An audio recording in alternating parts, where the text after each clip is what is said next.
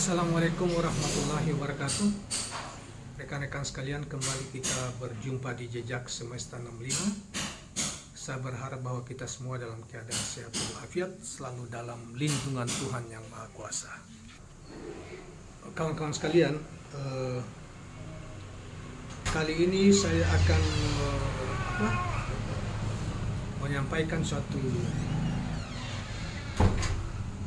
berita yang amat menarik dan memprihatinkan yang disampaikan oleh partai pengusung Anies Rashid Baswedan terkait dengan masalah pencapresan Anies Rashid Baswedan. Saudara sekalian, memprihatinkan karena memang berita ini ditengarai oleh Partai Nasdem bahwa penguasa hari ini, rejim Jokowi hari ini, akan terus berupaya untuk membuat Anies Rashid Baswedan tidak berlayar, artinya tidak bisa mencalonkan diri sebagai capres 2024 yang akan datang. Nah, kalau ini benar, tapi saya sekalian, tapi saya kira itu bukan soal benar dan tidaknya, tapi itu fenomena itu memang sejak dari dulu kita sampaikan sejak dari akhir tahun lalu, dan tanda-tanda bukti ke arah itu sangat terbuka ya. Bahkan misalnya beberapa waktu yang lalu yang kemudian menjadi heboh 2-3 hari itu media sosial kita, media online kita, bahkan media elektronik ini oleh informasi pernyataan Jokowi tentang cawe-cawe dia tidak akan netral di pemilu, dia akan intervensi pemilu, artinya dia cawe-cawe terhadap pemilu yang akan datang, dia mengatasnamakan demi bangsa dan negara. Padahal orang kemudian mengkaitkan berbagai macam pernyataan dia itu dibahas secara luas, dan ada juga mengkaitkan bahwa itu bukan bangsa dan negara tapi untuk diri dan keluarganya, karena ingin misalnya Gibran, dia ingin presiden yang pengganti dia yang akan datang itu murni orang dia yang endorse, yang menang ya, dan dia tidak ingin dan capres yang akan datang itu kalau bisa dua saja, itu Ganjar dan Prabowo saja. Anies tidak boleh ikut di dalam situ, karena kalau Anies ikut dalam situ takut jangan sampai Anies yang menang, maka seluruh apa yang bisa jadi kejahatannya dari rejim ini atau kesalahan-kesalahan yang dibuat oleh rejim ini yang melanggar undang-undang, melanggar konstitusi bisa saja tidak dilanjutkan, termasuk program-program yang tidak memihak pada rakyat tidak dilanjutkan, yang memihak kepada oligarki tidak dilanjutkan, sehingga Jokowi bisa kena masalah dan rejim ini, sehingga itu yang menjadi ketakutan mereka, sehingga Jokowi membuat pernyataan seperti itu dan dianggap sangat kontroversi. Nah, saudara sekalian, memang dalam kaitan pernyataan itu atau tidak, bahwa memang Partai Nasdem beberapa waktu yang lalu itu koalisi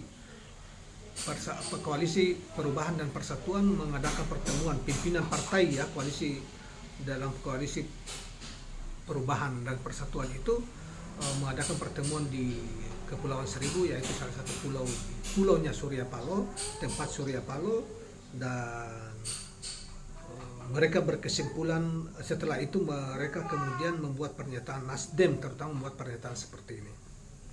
Nah, baiklah, coba berita yang kita ambil dari Gelora News ini tanggal 31 Mei 2023, dimuat di tanggal 31 Mei 2003 ini, kita coba bacakan saudara sekalian.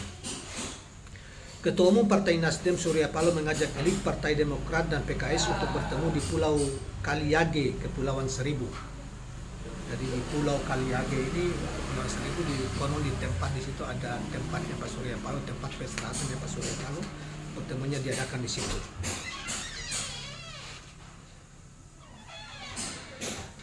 Ketua Umum Partai Demokrat Agus Harimurti Yudhoyono dan Sekretaris Jenderal Partai Demokrat Teguh Rifki Harsha ikut serta di dalam pertemuan tersebut. Rifki mengatakan salah satu yang menjadi bahasannya yaitu potensi upaya penjegalan Anies Baswedan, termasuk dengan mengganggu 3 partai politik dalam koalisi perubahan. Adanya indikasi upaya penguasa akan melakukan segala cara untuk membuat baca pres Anies Rashid Baswedan tidak berlayar.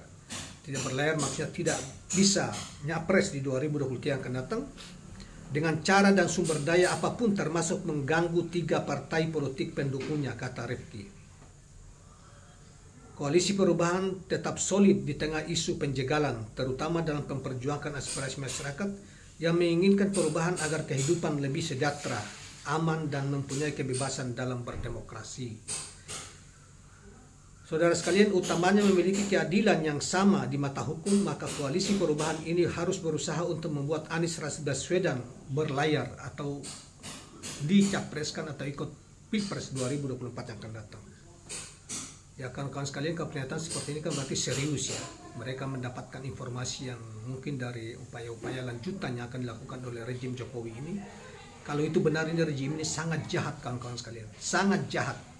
Ya. Sangat jahat menjegal orang dan pasti kalau itu yang dilakukan melanggar konstitusi. Tentunya dengan cara-cara yang kami tempuh adalah secara konstitusional sesuai dengan hukum dan berlandaskan pada ideologi Pancasila, Undang-Undang Dasar 45 dan NKRI tandasnya. Diketahui Anies Rashid Baswedan buka suara mengenai sikap Presiden Joko Widodo yang akan cawe-cawe atau ikut campur demi kepentingan negara. Ia mengatakan ada kekhawatiran soal cawe-cawe tersebut dikaitkan dengan kontestasi nasional 2024. Itu yang kita katakan tadi. Saya kira apa yang dikatakan oleh Jokowi tentang kaitan masalah kepentingan negara itu bisa ditafsirkan macam-macam. Ada orang yang menafsirkan bahwa sebetulnya bukan itu yang dimaksud. Itu demi kelanjutan oligarki dia, termasuk dinasti dia. Jadi dia ingin memastikan bahwa Anies tidak ikut serta di dalam bagaimanapun caranya tidak ikut dalam Pilpres, sehingga tidak mengancam kekalahan Ganjar atau Prabowo misalnya yang diduga orang dia, dan membangun komitmen bahwa pertama bahwa anak-anak dia aman, keluarga dia aman, apapun kesalahan yang dibuat pada rejim kurang lebih 10 tahun ini ketika dia memimpin. Yang kedua, memastikan oligarki ini aman yang telah membiayai dia menjadi 2 periode presiden, dia aman gitu. Jadi misalnya program IKN aman gitu ya. IKN yang dimana oligarki di dalam situ bermain dalam situ, kemudian program-program yang lain yang diduga oligarki punya peran besar meraih keuntungan dari situ. Nah, itulah kemudian terutama anak-anaknya misalnya ke depan Gibran misalnya, dan itu sudah ya dikemukakan di media, analisa para pakar dan lain sebagainya, bahwa memastikan orang-orang yang menang mengganti dia satu masih bisa melindungi dia, mendengarkan dia, sehingga misalnya Gibran bisa calon gubernur yang akan datang, gubernur Jawa Tengah atau gubernur DKI, kemudian anaknya ini yang adik ini bisa jadi calon wali kota Solo apa-apa. Jadi luar biasa ini presiden punya KKN ini, Jokowi ini, kalau itu benar ya. Tetapi saya kira kalau misalnya Anies tidak ada apa-apa kemudian dicoba untuk ini, saya kira akan terjadi masalah sosial yang besar dan bisa mengganggu pemilu. Kalau itu mengganggu pemilu, itu yang diinginkan saudara sekalian. Yang diinginkan supaya diduga memperpanjang masa jabatan gitu. Tetapi saya kira tidak semudah itu, bahwa orang-orang juga belum tentu mendengarkan ide gila misalnya penjagalan Anies itu tanpa alasan misalnya. Elit juga belum tentu mau ikut bersepakat dengan apa yang dikatakan itu, karena itu pasti melanggar undang-undang dan melanggar konstitusi, karena semua warga negara punya hak untuk dipilih dan memilih gitu. Jadi kalau itu dipaksakan, maka akan hancur-hancuran pemilu ke depan, atau situasi politik akan tinggi dan segala kemungkinan bisa terjadi, kawan-kawan sekalian. Bisa terjadi pemberontakan rakyat, protes yang keras dan bisa berimbas pada kekuasaan Jokowi. Bisa juga tenang-tenang saja. Tetapi pasti koalisi perubahan dan persatuan serta para pendukung rakyat yang bersimpati terhadap Anies dan koalisi ini tidak akan tinggal diam. Termasuk juga mungkin banyak pihak para elit yang juga tidak akan tinggal diam kalau cara-cara yang dipakai itu cara-cara melanggar konstitusi dan melanggar peraturan perundangan yang tersedia. Nah, kawan-kawan sekalian, jadi merespon pemberitaan yang mengungkapkan bahwa Presiden mengambil sikap untuk akan bersikap tidak netral dan akan cawe-cawe.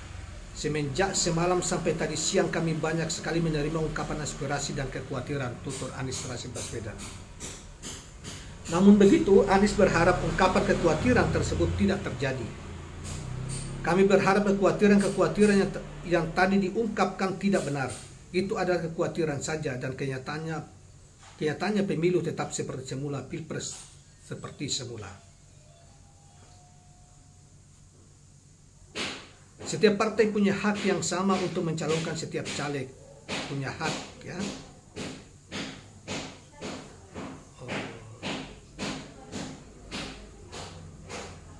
Saya ulangi, setiap partai punya hak yang sama untuk mencalonkan. Setiap caleg punya hak yang sama untuk berkampanye dan mendapatkan perlakuan yang sama. Begitu pula setiap capres memiliki hak yang sama. Penyelenggara juga melakukan ini dengan fair, dengan baik dan netral. Ucap Anies Baswedan dalam siaran pers yang dilakukan oleh Koalisi Persatuan setelah pertemuan 2 hari atau 1 hari setelah pertemuan ketua-ketua partai di Kepulauan Seribu itu. Kemudian dilanjut dengan paginya pertemuan Anies, Capres, dan mungkin pengurus tim 9 atau ketua partai di Nasdem Tower, dan siangnya kemudian mereka melakukan siaran pers.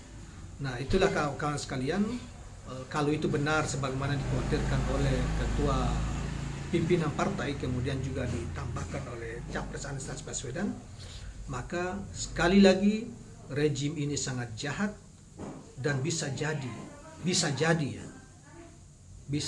saudara sekalian menimbulkan sosial crash atau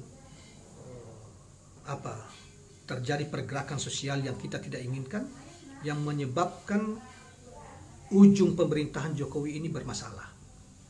Jadi hati-hati, jangan karena kepentingan pribadi, kemudian atau kepentingan keluarga, kepentingan oligarki mengatasnamakan kepentingan negara, membungkus dengan kepentingan negara, yang kemudian melakukan sesuatu kesalahan yang fatal di ujung kekuasaan karena ketidakpuasan dengan atau masih ingin mengontrol setiap kekuasaan karena keserakahan. Berbahaya. Kita ingatkan untuk kita semua, sejarah bangsa-bangsa hancur, pemimpin di bangsa-bangsa ini hancur, dan akhirnya para pemimpin itu mengakhiri masa yang suram itu karena merasa hebat sendiri dan berusaha untuk menzalimi yang lain, dan ada sifat sombong yang terlalu di dalam diri yang bersangkutan. Itu adalah tanda akhir yang tidak bagus. Saudara sekalian, ini juga direkam oleh berbagai kitab suci, terutama Al-Quran Karim, tentang tabiat Harun, ya, tabiat sombong dan zalimnya Fir'aun, ya, yang pada akhirnya dia hancur sendiri karena kesombongan dan kerakusannya dalam kekuasaan, dan mereka yang rakus dalam harta disimbolkan dengan Qarun, ya. Mereka merasa kaya raya, menguasai harta, kemudian hancur dengan sendiri di akhirnya. Jadi hati-hati. Sejarah dua pemimpin Republik Indonesia, Soekarno dulu juga dianggap terlalu pongah juga di akhirnya. Akhirnya di puncak kejayaannya pongah, sombong, dan ingin berkuasa sepanjang hidup. Akhirnya akhir hidupnya juga tidak bagus. Akhir kekuasaannya tidak bagus, akhir hidupnya tidak bagus. Demikiannya Soeharto, akhirnya juga tidak bagus karena terlalu lama berkuasa. Pak Jokowi, hati-hati, jangan menggunakan cara-cara yang kotor untuk menjegal orang lain, karena itu akan bisa jadi kembali kepada diri Anda sendiri dengan keluarga atau di kelompok Anda. Karena itu sudahlah, kita biarkan kontestasi Pilpres dan Pemilu 2024 yang akan datang tanpa ada penjagalan. Silahkan siapapun menang, siapapun pemenangnya, siapapun yang dipilih rakyat, itulah yang kita terima. Mau Anies yang dipilih, mau Ganjar yang dipilih, mau Prabowo yang dipilih. Saya kira atau siapapun yang akan muncul kembali, misalnya ada 4 pasang. Tidak ada masalah, itu adalah warga negara yang memiliki hak yang sama di mata hukum, konstitusi mengatakan sekali lagi, setiap warga negara memiliki hak politik yang sama, hak dipilih dan memilih.